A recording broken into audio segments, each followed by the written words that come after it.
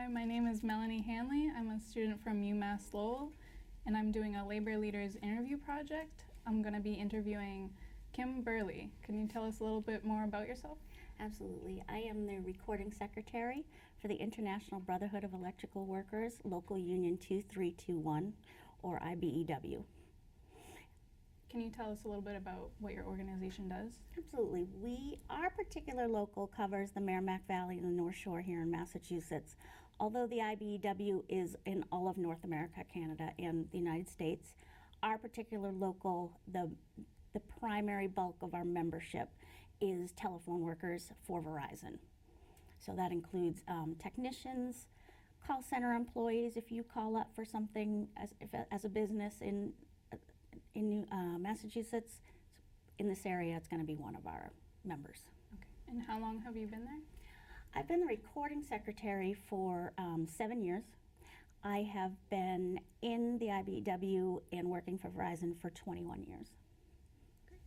So can you give us an overview of what you think caused the Verizon strikes and why? Yes.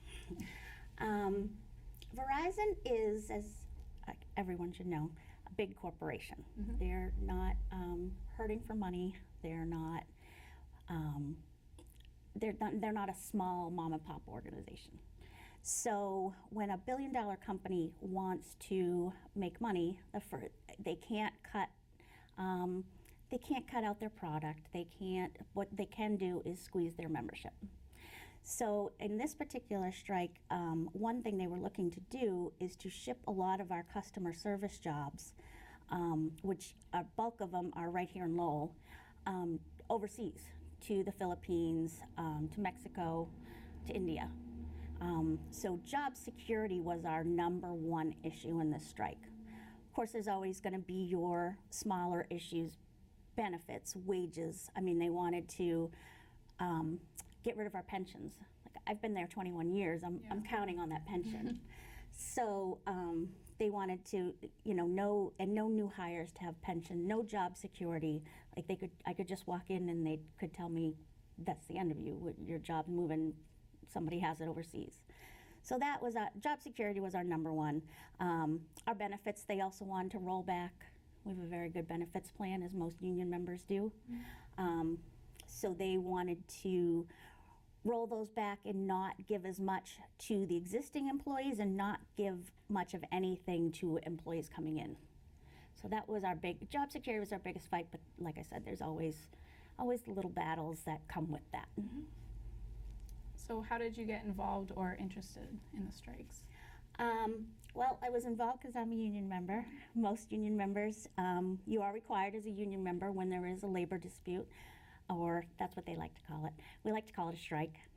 When they decided to call a strike, we had already been negotiating for about a year, and it was going nowhere. Mm-hmm. That's a long time for people to be worried about losing their jobs, or to be scared or trying to save money, not knowing what's going to happen next. Mm-hmm. Finally, it had come to so much of a standstill. They were on one side, we were on the other. We're not going to give back. They don't want to give anything. They don't want to give in. So we finally, our labor leadership, which is called the System Council T6 here in New England, decided that it was time, that we weren't making any progress. That's it. We're all going out. Our contract expired in August. We did not go out until April 6th. So we did work some time with no contract or under the existing contract. Wow. Mm-hmm. So how were the workers affected during the strikes, and did they receive any intimidation from their employers? Most of the membership, they don't call us union brothers and sisters for nothing. Mm-hmm. It's a family. Even if you don't get along with someone in the workplace, when it's you and you're fighting for what you need, and everybody needs, and it's right, that everybody seems to band together. So that was really good. We not only had picket lines at our own locations, every location pretty much had a picket line. I don't know if you're familiar with picket lines, but what it does is the main purpose is to disrupt business. Mm-hmm. to get to also not only to disrupt business, but to make the public aware of what is happening. So we did very well on both those ends. We disrupted business to some degree, because obviously if you don't have the people in there working, you're not moving forward. They had to take management from other jobs. They had lawyers climbing poles. Yeah, and they give them about, a few weeks, which our guys have been doing for, 20, 30, some of them 40 years. Mm-hmm. That's a lot of stuff you learn on the job that lawyers and God bless them, whore people too, but but Verizon throws them in these situations and they're not able to keep up with the work. So that was one. And then public support, which this strike we did very well. I think it had a lot to do with the climate. Bernie Sanders, to some degree, Bernie Sanders came out to our picket line, not only here but in New York, and walked with us. Elizabeth Warren too came out and walked with us, and so it brought a lot more attention on our issues such as job security. So both those things we did pretty well on. But as I was saying, every union member, when that comes down, you're expected to show up and be a brother and a sister and be a family and stick together. That's the only way you're going to win any kind of, not only just a labor dispute, but any David and Goliath type dispute. Is if you're the little guy, you have to hold on. Everyone has to stick together, and we did very well. And I'm very proud of my membership. We had people, it's not easy. The first week of the strike, 12-hour days. Wow. Yeah, so in April, it was pretty chilly at 6 a.m. in the morning. So, so you can imagine walking in a circle for 12 hours, what that takes out of you and what that takes away from your family. So, but everyone, 99.9 of everyone stood strong. They did what they had to do. They helped each other out, and I would say it was a very successful strike. That's awesome. Yeah. So can you explain how offshoring jobs, outsourcing work, consolidation of call centers, and unwillingness to negotiate made it very difficult to bargain? Yes. Like I said, we have a business group that handles business customers here, 200 service reps, who not only handle the business, and that's just a small part of our local, but who not only handle the business, but who also live in the community. So you have now 200 service reps, you have 400 techs, you have, it was actually almost 10,000 people in the state of Massachusetts and Rhode Island who now don't have money to go just and put into the economy. So that was a big, that makes a big difference in the community, in people's lives. It's offshoring. If they had been successful and gotten what they wanted, and they offshored those jobs, 400 here, 200 here. We also go into New York, Pennsylvania, Virginia, New Jersey, all of those good paying jobs that people depend on to have their, their lives, that they work their lives around. Like I said, I've been there 21 years. That's a long time. It's provided health insurance for me. It's provided income for my family. It's provided health insurance to my kids, and that is not something you can count on now. So you now take those jobs and offshore them. They have people doing the same job that you're worth, because you're educated, you're very well trained, and not only when somebody calls in, you never know who they're going to get, and it just takes tax-paying jobs. We all pay taxes. We're your baseball coaches, your PTA, and all those people are affected. So then all of those other offshoots are affected, because now someone may have to work 2 jobs to make the same money. So he's not able to coach his son's baseball team, or maybe the mother's not able to go to have time to do the PTA because now they have to worry about keeping food on the table and keeping everyone healthy. puts families, no family should have to live in that kind of uncertainty and that kind of just not knowing where their next meal is going to come from.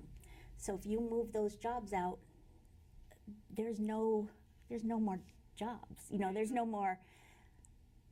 It just diminishes the quality of life for everyone in the community. So, can you talk a little bit about if there was a settlement reached, and are there still similar issues with Verizon? Sure. There was a settlement reached. I'm very proud to say, because we all stood together as a union. There was also another union who also works for Verizon, CWA, Communication Workers of America, who 45,000, I talked about the 10,000 in Massachusetts and around, it's 45,000 from New York to New Jersey, Virginia, Pennsylvania, all that. So that's a large amount of people out of work. But I'm sorry, I forgot the question. It was the settlement reached? Oh, yes, I was saying. I was very proud for everyone to stand together. We did very well on this contract. We were able to get a sizable wage increase. No one's going to be millionaires, but you know, it's enough to raise a family on in very good, you know, means. We were able to fight off almost every health care rollback they wanted to do. We were able to get our job security letter, which was our #1 priority. There'll be no jobs leaving during this contract out of this area. So yeah, we were very happy. A lot of little things.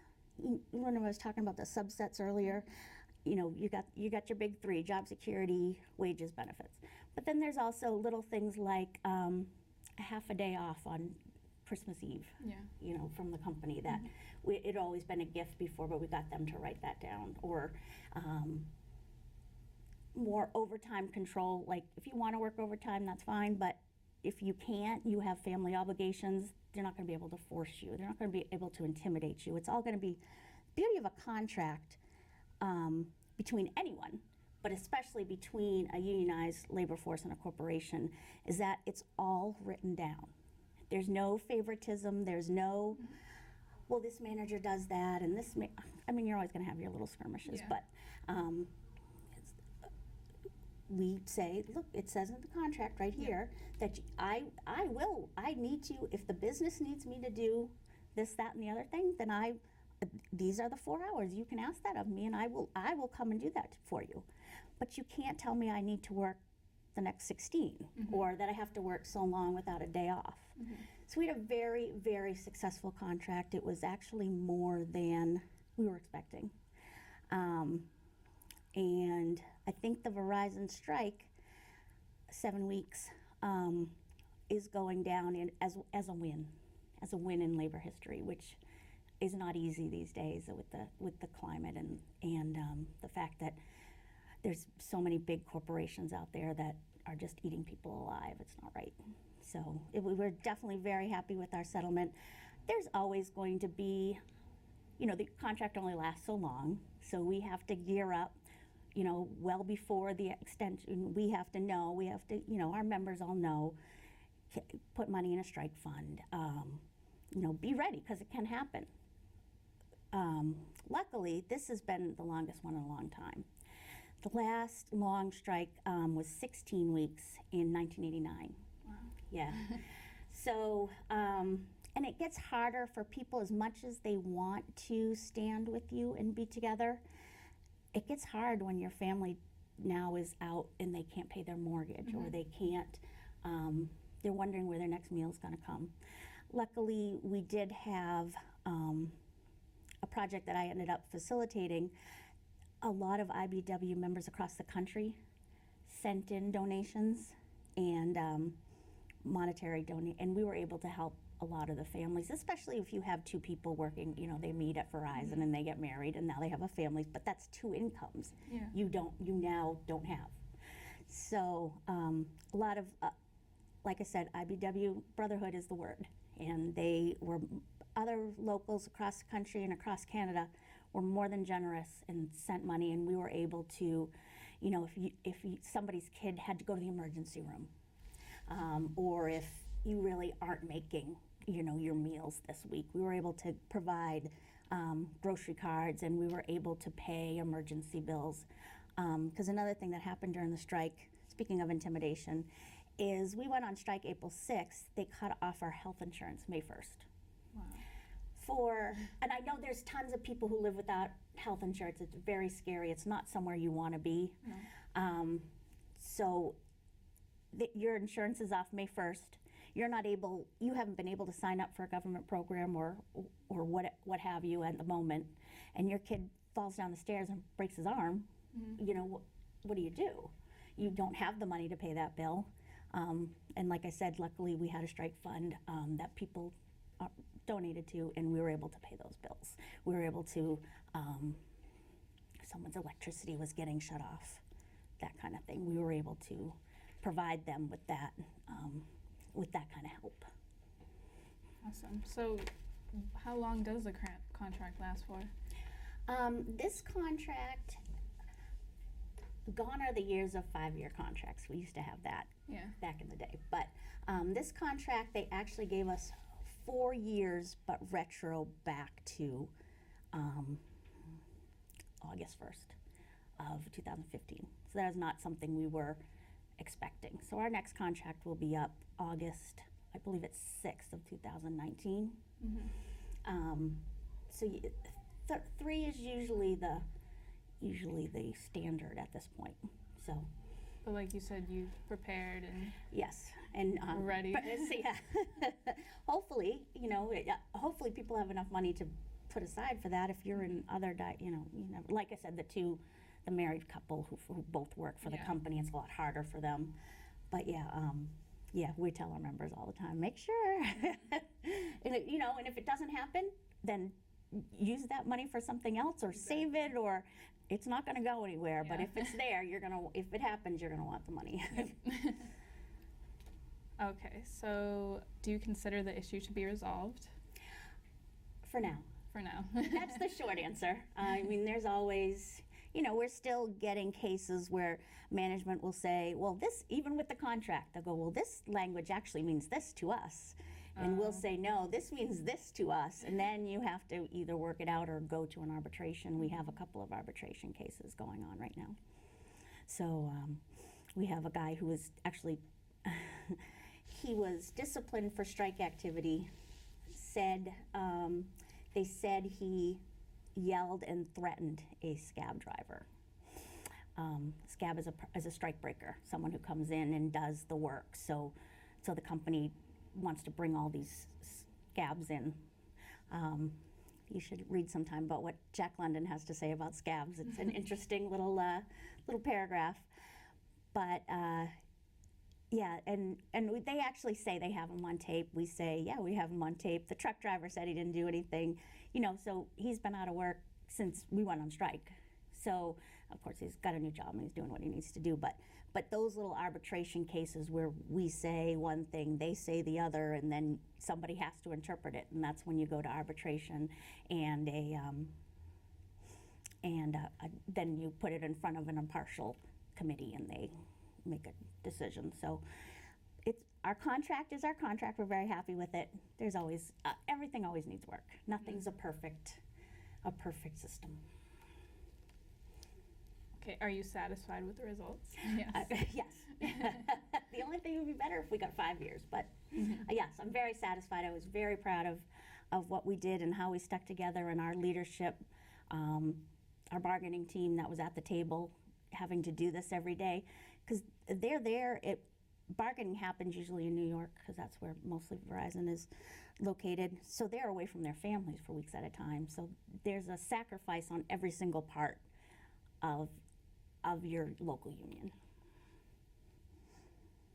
So how important was union membership during the strikes? Absolutely. We couldn't have done it without our members, because you get people who start to get scared, and rightly so. It's very scary. But you just have to lean to your neighbor, and we know these people are having a hard time. Let us know if you hear of any, what we can do for you, and sometimes you have to go out and give them a pep talk and say, we're going to get through this. We just need to stick together. So, and they did an amazing job. So what is your opinion on declining union membership? Breaks my heart. I also am the organizer as a secondary role in the union, and what an organizer does is go out to places that are not in unions, they're unorganized, and try to convince them to join our union. There was a study, I believe it was back in 2012, maybe 11, that showed that union-dense locations, of which Massachusetts is one, New York is one, down south not so much, they have right to work. Union-dense areas, even the people who are not in unions make more money, just because the level of everything is higher. All the so even the person working at the gas station makes between 12.5 and 14% more than someone in a non-union dense area. So we want everyone to be in the union. We're actually, that's what we do in our off time when we're not worrying about the contract, is we go out and we try to find people who are being oppressed.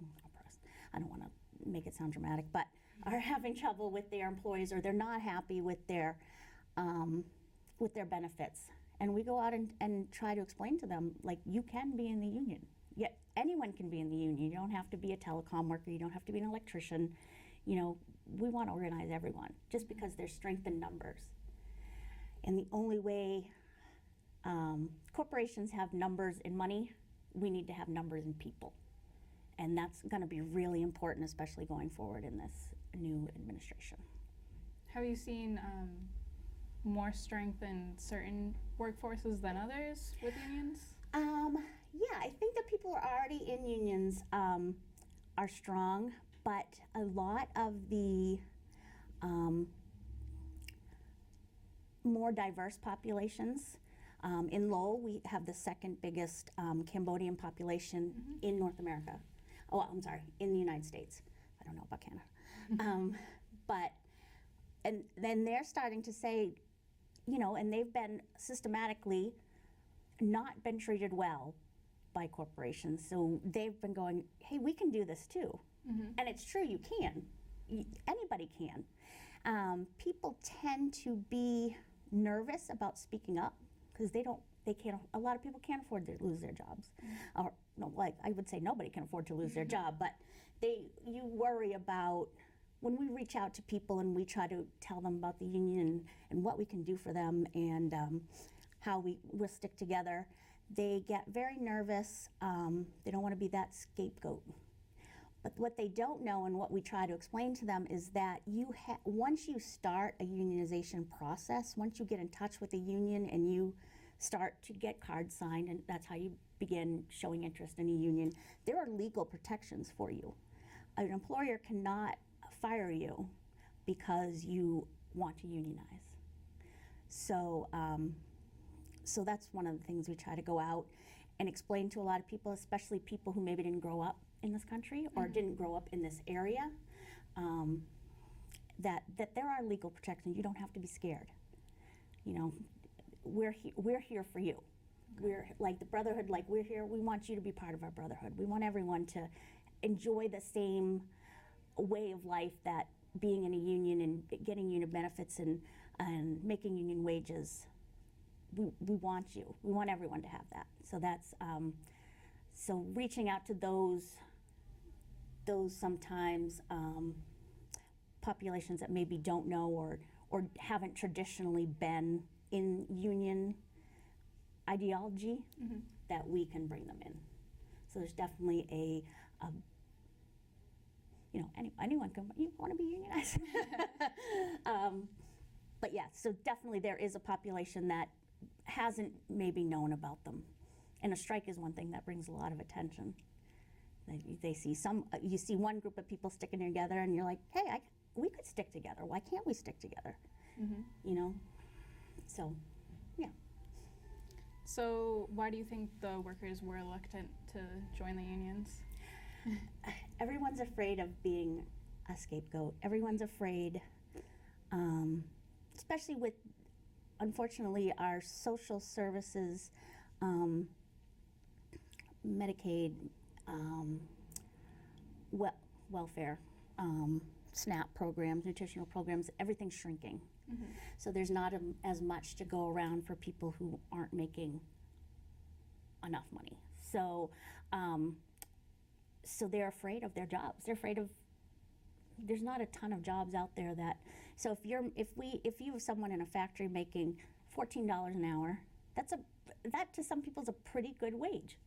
So they're scared to lose that. They might be the only breadwinner.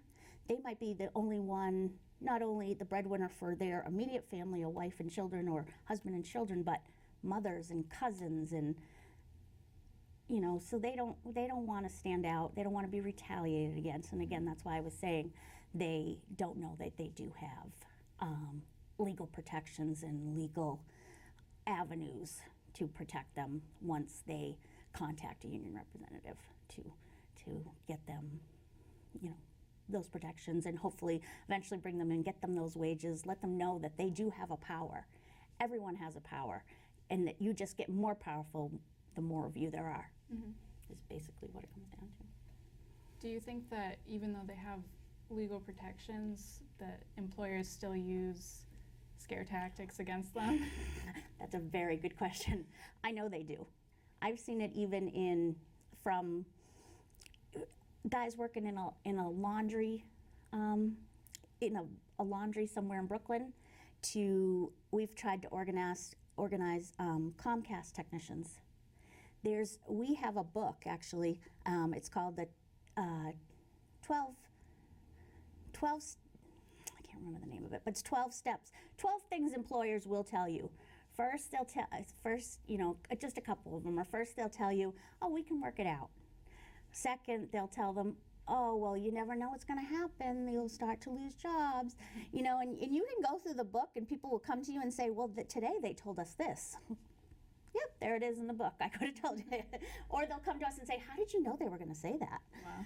Because it's a systematic, there are lawyers and firms out there that are union busting firms. That's how they make their money. They teach corporations how to intimidate and workers into not going forward. If you go to work now, I've seen a few videos from Walmart, Target, a few other places. They will show you during your orientation an anti-union film. Wow. Yeah, and then we even have some that've gone far as say is, don't say union, your job will be gone, which is illegal. It is awful. And it's illegal, but people don't know. They just go, oh yeah, I better not say that. Better not talk to, you know, this Jim next to me or Sally over here, because next will be the three that are going, we're going to lose our jobs, and that's just not always the case. Okay, I think that's about all the time we have. All right. It was nice talking with you. It was nice talking with you. Thank you so much for having me. Thank you for coming. No problem. And if anyone wants to get a hold of me, if anyone feels like union membership might be their thing, you can reach me at Kim Burleigh, BURLEIGH, IBEW 2321 @gmail.com.